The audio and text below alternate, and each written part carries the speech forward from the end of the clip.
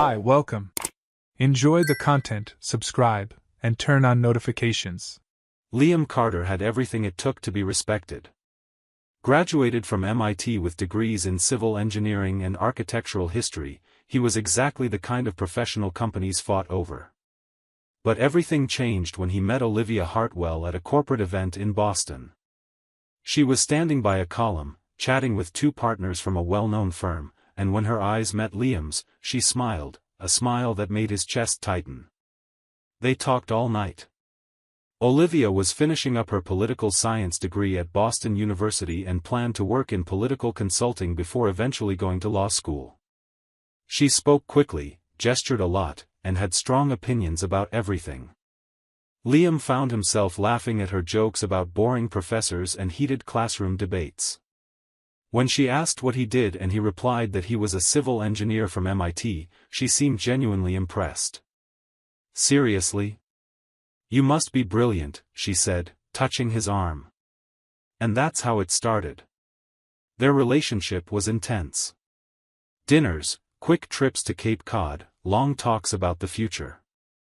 Olivia spoke about changing the legal world, opening her own firm, and fighting for important causes. Liam supported her in everything. When she suggested marriage, just 7 months after they'd met, he thought it was too soon. But he was too deeply in love to think clearly. The wedding was huge. The Hartwell family insisted on it. Olivia's father, Richard Hartwell, was a real estate tycoon in Portland, tall, with perfectly combed gray hair, a deep, confident voice. On Liam's wedding day, Richard shook his hand and said, "Welcome to the family, son. You've got talent. We're going to do great things together." Liam should have picked up on the tone in that sentence. But he was too happy. Olivia's mother had passed away years earlier. During their courtship, Liam heard stories about Eleanor Hartwell. Olivia spoke of her fondly but also with sadness. "She would have loved you," Olivia once said, holding his hand. Richard avoided the subject entirely, always changing the topic whenever someone mentioned Eleanor. Liam assumed it was grief. He thought Richard was still suffering. He assumed a lot of things, and got them all wrong. The first few months of marriage seemed perfect. They lived in a house Richard had bought as a wedding gift, in an upscale Portland neighborhood. Olivia started working at a political consulting firm, constantly traveling between Portland and Boston. Liam worked for an independent construction company, managing residential projects. It was honest, well-paid work, and he enjoyed it. 3 months after the wedding, Richard made his offer. "Liam, I need to talk to you," he said during dinner at the Hartwell mansion. Olivia had stayed in Boston to close an important contract. Richard took Liam to his office, closed the door, and poured them each a glass of expensive whiskey. "You know I'm expanding the business, right? New ventures, partnerships with the city. But I need someone technical, someone who understands structures, permits, building codes. You're perfect for this." Liam felt flattered. Richard Hartwell was respected in the industry. Working with him meant prestige, money, opportunities. "I appreciate it, Richard. But I have my current job, and—" "I'll triple your salary," Richard cut in, smiling. "And you'll get a share of the profits. Think about Olivia. Think about the family you're going to build. This is a once-in-a-lifetime opportunity." Liam accepted. How could he refuse? He started the following week. At first, the job was exactly as Richard had promised. Liam reviewed plans, checked blueprints, ensured everything met code. He was good at it, he always had been. But slowly, things began to shift. At client meetings, Richard introduced him strangely. "This is my son-in-law, Liam. He handles the hands-on side of the projects." Hands-on. The word bothered Liam, but he let it slide. At another meeting with investors, Richard said, "Liam here knows concrete and bricks. Leave the financial side to me." Olivia did the same. When her friends visited, she'd say, "My husband works at my dad's company. He's really good with tools and all that technical stuff." Tools. As if Liam were a mechanic, and his MIT degree meant nothing. The first 3 years were a slow deterioration. Olivia worked more and more, traveled constantly, and when she was home, barely spoke to Liam. He felt alone but convinced himself it was just a phase, that their marriage would improve. In their 4th year of marriage, Olivia announced she'd been accepted to Harvard Law School. She was radiant. Liam was happy for her but also worried. More time apart, more distance between them. Olivia dove into her studies with frightening intensity. She called less and less. She only visited Portland on holidays. And when she was home, she treated him like he was beneath her. At dinner parties, Olivia and her lawyer friends debated litigation strategies, legal precedents, theories about reforming the system. Liam tried to join in once. "Actually, there's an interesting connection between modern architecture and urban legislation," he began. "At MIT, we studied how." "Honey," Olivia interrupted, laughing, "that's way too technical. You know lawyers talk too much. Let us ramble here." The others laughed. Liam felt his face flush but forced a smile. He stayed quiet for the rest of the night. This became routine. He'd come home after a full day on the construction site, covered in dust, exhausted, and if Olivia was there, she barely looked at him. "Hi," Liam would say. "Hi," she'd reply, eyes still on her screen. "There's food in the fridge. Just heat it up." They stopped having real conversations. Stopped having sex. Stopped laughing together. Liam felt like a ghost in his own home.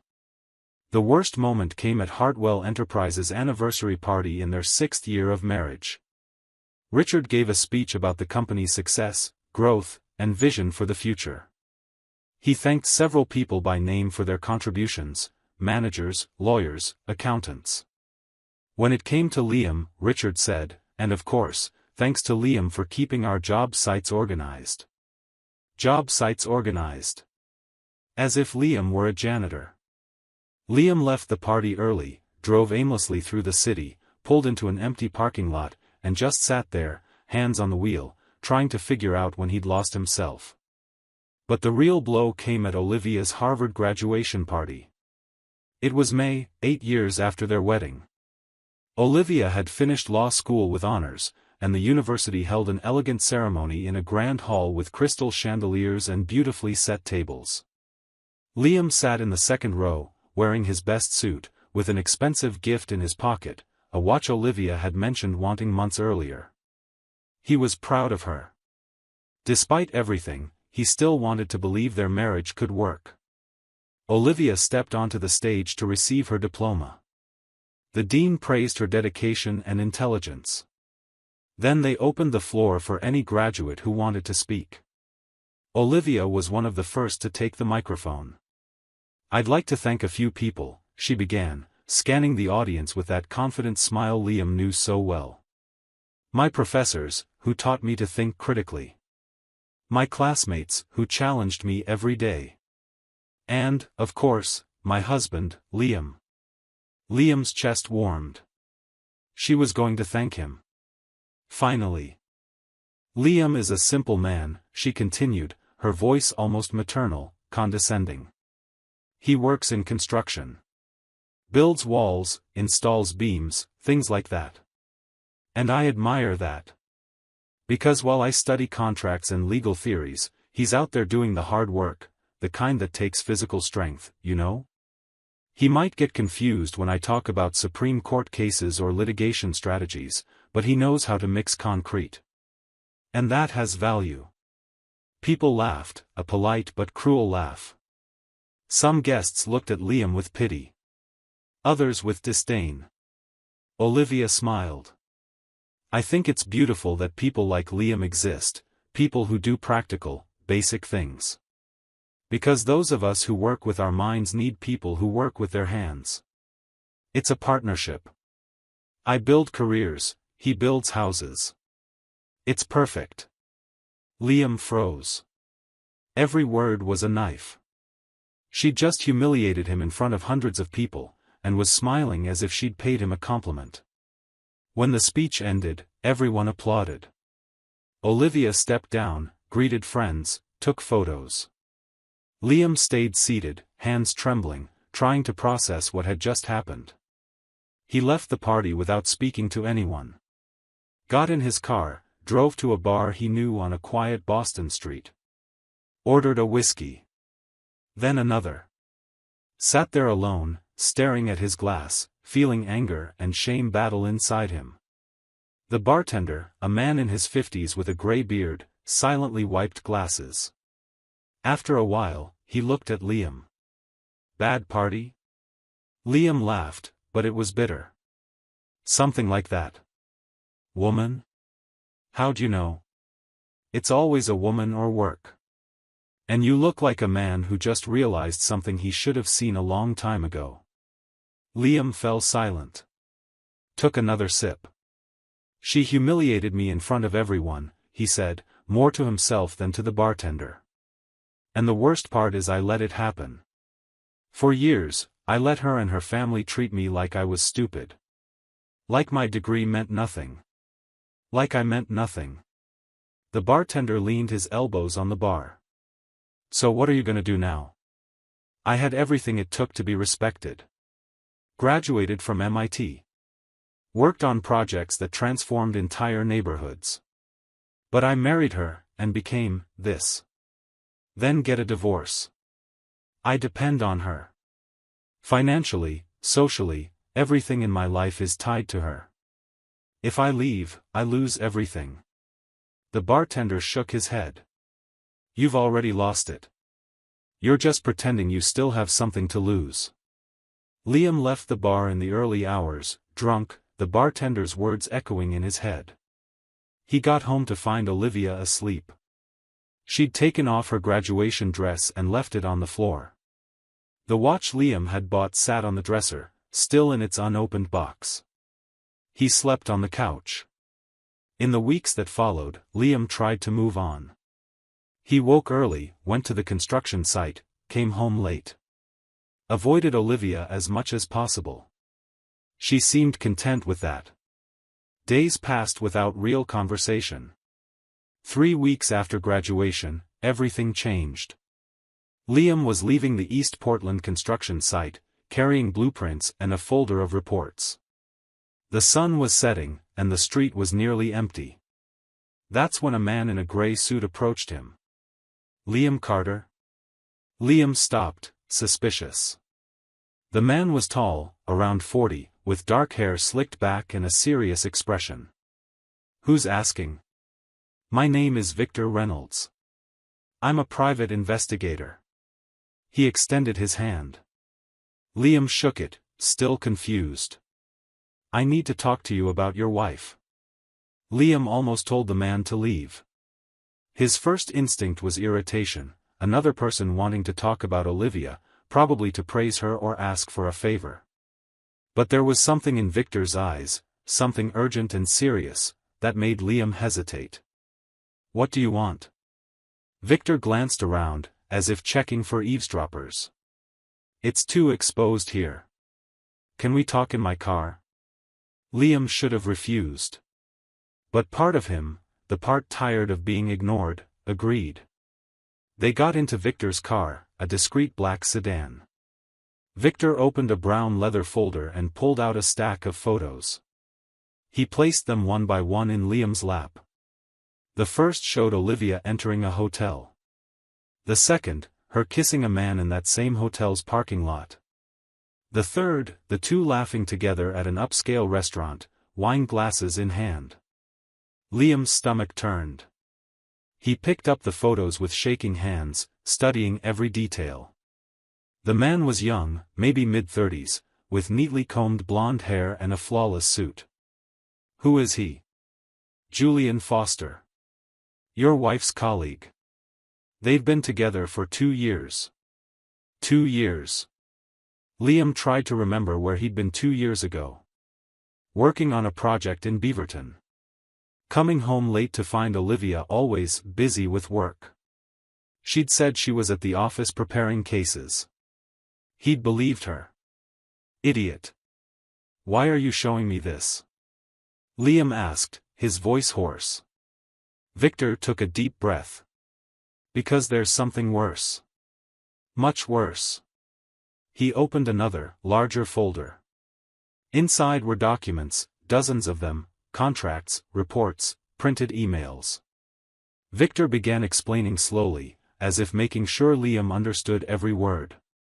Richard Hartwell, your father-in-law, is using you as a front for real estate fraud. Fake environmental reports, illegally purchased construction permits, shell companies registered under your name. Look here. He pointed to a document, an environmental report for the East Portland project Liam was supervising. It claimed the soil was free of contamination. But Victor showed another document, a real report, indicating dangerous levels of lead and arsenic. This fake report was signed by you, Victor said, pointing to the signature in the corner. Liam looked. It was his signature. But he'd never seen that document. I never signed this. I know. They forged it. Look at this too. Victor showed bank records, transfers to accounts under companies Liam had never heard of. But when Liam checked the incorporation documents for those companies, he saw his name, his social security number, his signature. They created shell companies using your identity. These companies receive illegal payments from construction firms wanting fast project approvals. The money flows through the accounts and disappears. When the fraud comes to light, you'll be the one investigated. You're the fall guy. Liam felt like the world was collapsing. Everything he'd built, his entire reputation, was being used to enrich people who despised him. Does Olivia know about this? Victor nodded. She knows everything. In fact, she's helping plan the next step. He pulled out more documents, divorce papers. Already filled out, already signed by Olivia, waiting only for Liam's signature. And the terms were devastating. Liam would be stuck with all the debts Richard had put in his name, get no assets, and be accused of financial mismanagement. She's waiting for the right moment to hand you these, Victor explained. Probably after the fraud surfaces. That way, you take the criminal charges, and she walks away as the victim fooled by her corrupt husband. Liam let the documents fall to the car floor. Covered his face with his hands. It all made sense now, the years of humiliation, being treated as inferior, being isolated. They'd been setting the stage to destroy him. Why are you telling me all this? He asked, his voice breaking. Who hired you? Victor was silent for a moment. Looked out the car window, as if deciding how much to reveal. My client paid a lot of money to investigate the Hartwells. She wants justice. But I can't reveal who she is yet. All I can say is that Richard Hartwell destroyed her life a long time ago. And now it's his turn to pay. Why does she want to help me? Because you're the missing piece. You have access to everything we need, documents, meetings, conversations. And you have just as much reason for revenge as she does. Liam sat there in the car, staring at photos of Olivia with another man, at documents proving years of manipulation. His whole life had been a lie, the marriage, the job, the family he thought he'd built. All fake. What do I need to do? Victor smiled. First, you need help. Someone you trust. Someone you know is on your side. Liam immediately thought of Marcus, his foreman. Marcus had worked with him for 5 years, competent, loyal, and one of the few who treated him with respect. Liam had always found it odd how Marcus seemed to understand things before Liam even explained them, as if he were more observant than he should be. I know someone, Liam said. Marcus. My foreman. Victor nodded, smiling. Good. Because Marcus is my brother. And he's been working with me for 2 years. Liam blinked, confused. What? Marcus has worked with you for 5 years, that's true. But 2 years ago, when my client hired me to investigate the Hartwells, I asked my brother for help. He was already close to you, already seeing the strange things happening. He's the one who alerted me to the fraud, to how Richard was using you. Sorry for the deception, but it was necessary. Liam felt a mix of betrayal and relief. Marcus had been part of this web of secrets for 2 years. But at least Marcus was on his side. We'll need better evidence, Victor continued. Recordings, original documents, confessions. You'll have to live a double life for the next few months. By day, keep being the obedient husband, the loyal employee. At night, work with me to gather everything we need to destroy them. Time's running out. In 2 months, the city audit begins. When they uncover the fraud, you'll be the first name on the suspect list. We have to act before that. Liam took a deep breath. For the first time in 8 years, he felt in control of his own life. Let's do it. That night, Liam got home to find Olivia on the couch watching a show. She looked at him indifferently. You're late. Meeting at the site, Liam lied. Supplier issue. She turned back to the TV. Liam went upstairs, showered, got into bed. Olivia came in half an hour later, lay on the other side, facing away from him. They lived like strangers. But now Liam knew the truth. And he was going to use it. The next 2 months were the hardest of Liam's life. Waking up every day, pretending everything was fine, smiling at Olivia knowing she planned to destroy him. Each morning was an exercise in self-control. Every conversation with Richard was an act. But now he had a purpose, and that kept him steady. Victor had given clear instructions. Liam had to act exactly as he always had, submissive, quiet, invisible. Any change in behavior would raise suspicion. So he kept arriving early at construction sites, reviewing blueprints, signing documents Richard put in front of him. The difference was that now, before signing anything, he photographed it with his phone and sent it to Victor. Marcus became his closest ally. They spoke in code on the job site, away from other workers. Marcus had access to files Liam would never see, and slowly, they assembled a complete dossier of Richard's illegal operations. A week after meeting Victor, Liam had his first real mission. Richard had scheduled a meeting at his house with 3 businessmen. Liam was invited, as always, to give technical input. But Victor asked him to record everything. He gave Liam a tiny recorder, the size of a button, which Liam sewed into the inner pocket of his jacket. Liam arrived at the Hartwell mansion at 8 that night. The 3 businessmen were already there, expensively dressed, wearing gold watches and Italian suits. Richard introduced them: Thomas Brennan, owner of a construction firm in Eugene, David Walsh, a real estate investor, and Gregory Hunt, who worked for the Portland city government as director of licensing. Gregory's presence should have alarmed Liam immediately, a public official at a private meeting with businessmen. But he kept his expression neutral, shook everyone's hand, and sat at the end of the table. Richard poured whiskey and got straight to the point. Gentlemen, the East Portland project is ready to move forward. But we have a problem. The real environmental report shows soil contamination. If that gets out, we'll lose millions. Thomas took a sip and set his glass down. And what's the solution? Richard smiled. It's already handled. We have an alternate, clean report ready for submission. And the project's lead engineer has already signed off. He looked at Liam. Everyone looked at Liam. Liam's blood ran cold, but he forced a confused smile. I signed it? Yes, you did, Richard said, as if it were obvious. Last week. Remember? Liam slowly shook his head, pretending to search his memory. Ah, yes. The environmental report. Lie. He'd never signed anything. But this was the proof Victor needed, Richard admitting, in front of witnesses, that he'd forged documents. Gregory, the city official, cleared his throat. What about the inspectors? If someone decides to test the soil, we'll have a problem.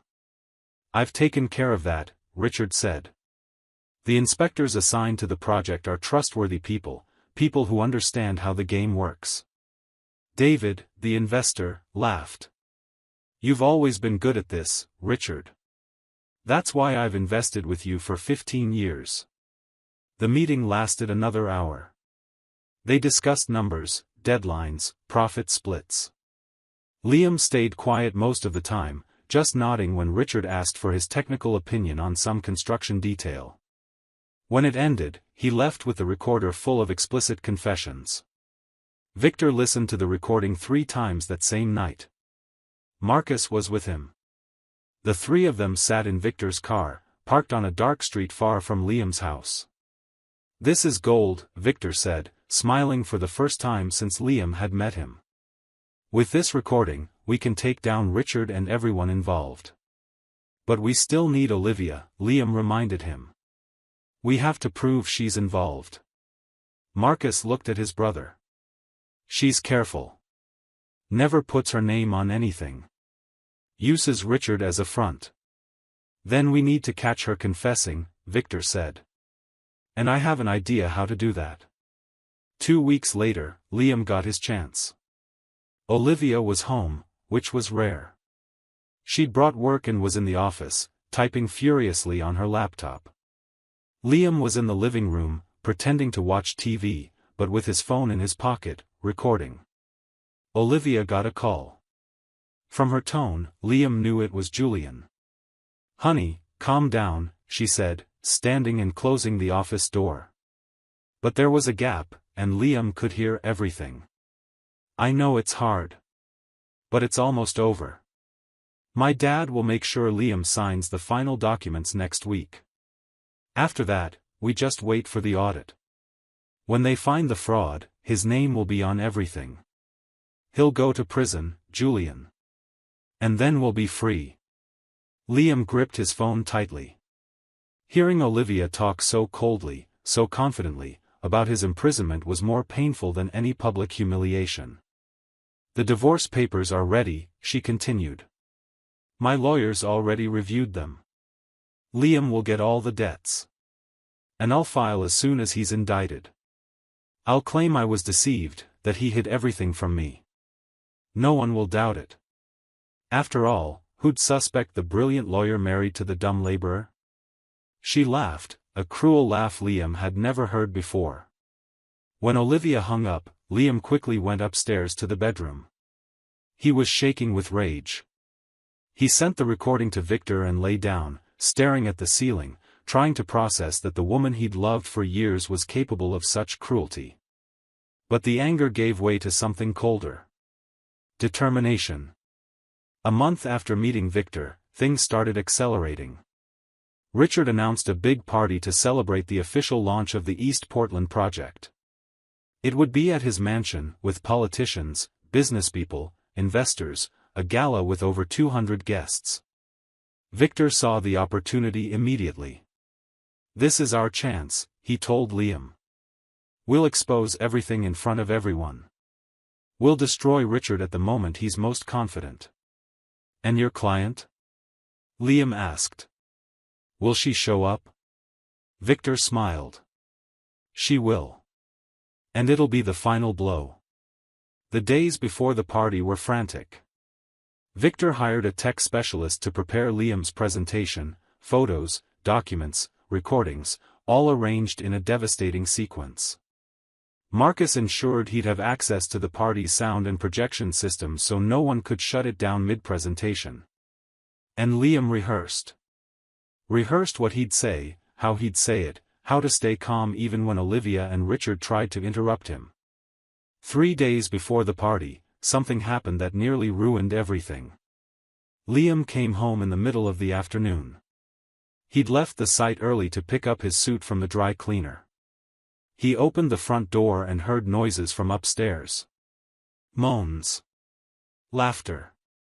Olivia was home. With Julian. Liam walked upstairs slowly. The bedroom door was ajar. He saw them in bed, naked, laughing at something Julian had said. Olivia was lying on his chest, drawing circles with her finger. "It's so close," she murmured. "In 2 weeks, Liam will be in prison, and we can finally live together." "Are you sure it'll work?" Julian asked. "What if he figures something out?" Olivia laughed. "Julian, Liam's dumb. He never notices anything. I could do this right in front of him and he'd still believe me." Liam closed his eyes. Took a deep breath. Everything in him screamed to storm in, make a scene, confront them. But he remembered Victor's words, any change in behavior will alert them. So he went back downstairs, grabbed his car keys, and left. Called Victor. "They're together in my house," he said, voice trembling. "In my bed." "Hold strong," Victor replied. 3 more days. 3 days and you'll have your revenge." Liam spent those 3 days in a hotel. Told Olivia he'd gone to Seattle to fix an issue on an old project. She barely seemed to care. Finally, the night of the party arrived. Liam put on his suit, straightened his tie, looked at himself in the hotel mirror. The man staring back was different from the one humiliated at Harvard 3 months earlier. There was something new in his eyes, strength. Purpose. He arrived at the Hartwell mansion at 7. The ballroom was immaculate, decorated tables, waiters circulating with champagne, a stage set up at the back with a projector and microphone. Richard had hired a band. Important politicians, famous businesspeople, even Portland's mayor were there. Olivia was radiant, red dress, hair in an elegant bun, perfect smile. She greeted Liam with a cool, perfunctory kiss on the cheek. "You look presentable," she said, sizing up his suit. "Try to be sociable, okay? This party matters." Richard took the stage around 8. He thanked everyone for coming, gave a speech about vision, innovation, legacy. He presented the East Portland project as the transformation Portland needs. He showed slides with renderings, impressive profit numbers, growth projections. People applauded. Richard was at his peak, confident, powerful, untouchable. That's when Liam stood up. He walked toward the stage. Richard looked surprised but smiled, assuming Liam was going to say something technical about the project. After all, that's what Liam always did, stay quiet and speak only when told. "Can I say a few words?" Liam asked, taking the microphone. Richard hesitated, but his ego won out. "Of course. The project's engineer deserves some credit too." Liam stepped onto the stage. The room fell silent. Marcus was in the back, near the sound equipment. Victor sat at a side table, a small smile on his face. And at the entrance, a gray-haired woman had just walked in, accompanied by 2 lawyers. Liam connected his laptop to the projector. "Good evening, everyone," he began, his voice steady and clear. "My name is Liam Carter. I'm a civil engineer from MIT, with a specialization in architectural history. And for 8 years, I worked for Richard Hartwell." He looked at Richard. The man's smile began to fade. "But today, I want to tell the truth about the East Portland project. And about the man standing in front of you." Richard took a step forward. "Liam, what are you doing?" Liam ignored him. Clicked his laptop. The first image appeared on screen, the fake environmental report, with Liam's forged signature. "This is the report Richard submitted to the city. It claims the East Portland soil is clean, free of contamination. But there's a problem." He clicked again. Another report appeared, the real one. "This is the actual report, done by an independent firm. It shows dangerous levels of lead, arsenic, and other chemicals. Building there without proper soil treatment would put hundreds of people's health at risk. The room began murmuring. Richard tried to grab the microphone, but Liam stepped away. I never signed the fake report. Richard forged my signature. And I can prove it. He showed handwriting analyses, signature comparisons, dates proving Liam was in another state when the document was supposedly signed. People started standing up. Olivia went pale. Julian, standing beside her, tried to slip out quietly, but 2 officers blocked the door. Victor had alerted authorities beforehand. But that's just the beginning, Liam continued. Richard Hartwell created shell companies using my identity, companies that receive illegal payments from construction firms in exchange for fast project approvals. He displayed the documents, bank records, suspicious transfers, emails between Richard and businessmen proving the scheme. And who else was involved? Liam asked, looking directly at Olivia. My wife. Olivia Hartwell. Olivia shouted, that's a lie. I never. Never what? Liam interrupted. Then he played the recording. Olivia's voice filled the room, clear and unmistakable. My dad will make sure Liam signs the final documents next week. After that, we just wait for the audit. When they find the fraud, his name will be on everything. He'll go to prison, Julian. And then we'll be free. Absolute silence. People stared at Olivia in horror. She tried to speak, but no words came out. Liam played another recording, the meeting at Richard's house. The voices of Thomas, David, Gregory, all admitting their involvement. For 8 years, Liam said, his voice now thick with emotion, you treated me like I was stupid. Like my degree meant nothing. You, Richard, introduced me as a laborer. You, Olivia, humiliated me publicly at Harvard, called me simple, basic. And it was all part of the plan, to make me seem incompetent so that when the fraud surfaced, no one would doubt I was the guilty one. He took a deep breath. But you forgot one thing. Smart people can pretend to be dumb. But dumb people can never pretend to be smart. Richard tried to run. Officers grabbed him. Olivia shouted, claimed innocence, but the evidence was overwhelming.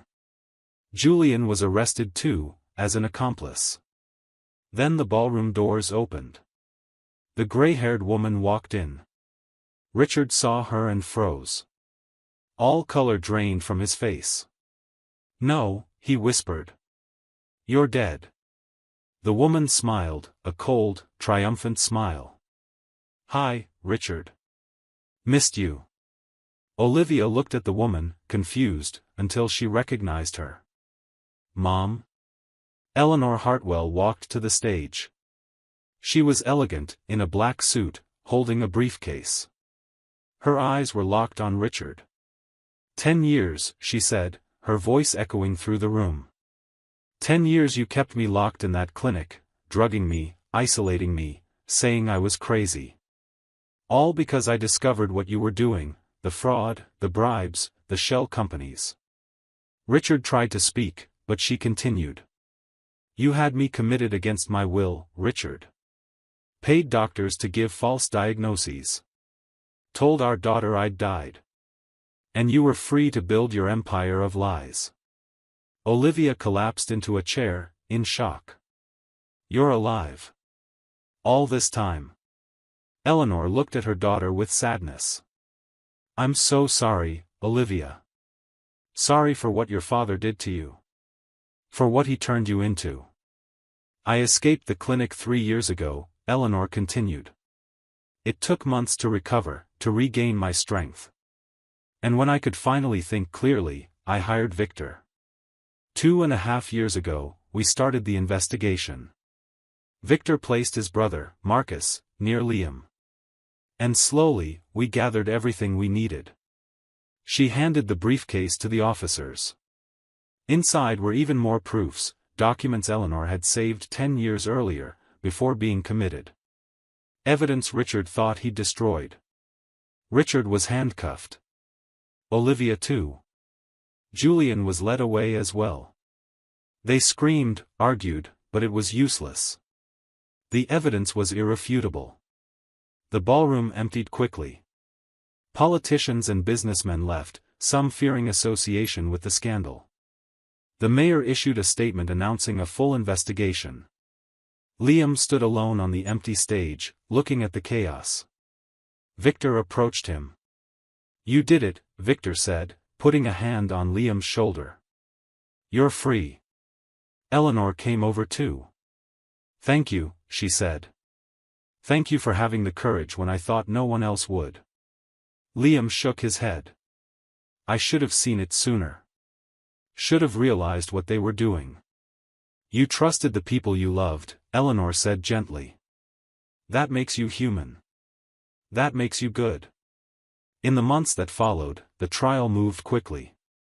The evidence was so solid no one bothered denying it. Richard was sentenced to 15 years for fraud, forgery, bribery, and unlawful confinement. Olivia got 8 years as an accomplice. Julian received 5. Thomas, David, and Gregory were also convicted. The scandal rocked all of Portland. Dozens of projects were investigated. Permits were revoked. It was a necessary cleanup of a system rotten for years. Liam was fully exonerated. More than that, he became something of a hero. The story of the MIT engineer who brought down a corruption empire made national news. He received job offers from major firms, speaking invitations, even book deals. But he turned them all down. Instead, he took over the East Portland project, but rebuilt it from scratch. He properly cleaned the contaminated soil, an expensive but necessary process. He transformed the development into affordable housing, with half the units sold at below-market rates to low-income families. He hired local workers and offered training programs for young people wanting to enter construction.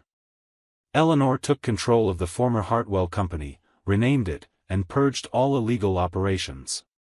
She and Liam became partners, working together on ethical, honest projects that truly helped communities. Marcus became a site manager. Victor returned to investigative work but stayed in touch, having dinner with Liam once a month. 2 years later, Liam was at the East Portland construction site. The neighborhood was taking shape. Families already lived there. Children played in the streets. There were parks, green spaces, a community school he'd helped fund. Marcus approached him with a clipboard. "Boss, we need to decide on finishes for Block C." Liam smiled. "You decide. I trust you." Marcus blinked, surprised. "Seriously?" "Seriously. You're competent. You always have been. Stop asking my approval for everything." Marcus laughed and walked away. Liam stood there, looking at the buildings, feeling Portland's cool wind on his face. A young woman approached him, maybe in her 20s, holding a baby. "Are you Liam Carter?" she asked shyly. "I am. I just wanted to say thank you. My husband and I live here. It's our first apartment. We never could have afforded it without your project. You changed our lives." Liam felt his eyes sting. "I'm glad I could help." She smiled and left. Liam stood there, thinking about everything that had happened, how he'd lost 8 years of his life being small because he let others decide who he was. But he also thought about how, once he finally woke up, once he reclaimed his own voice, no one could stop him. He'd learned something he'd carry forever: you can have all the degrees in the world, all the skills, all the talent. But if you let others define your worth, you'll live their life, never your own. And the most important thing he'd learned was that it's always possible to start over.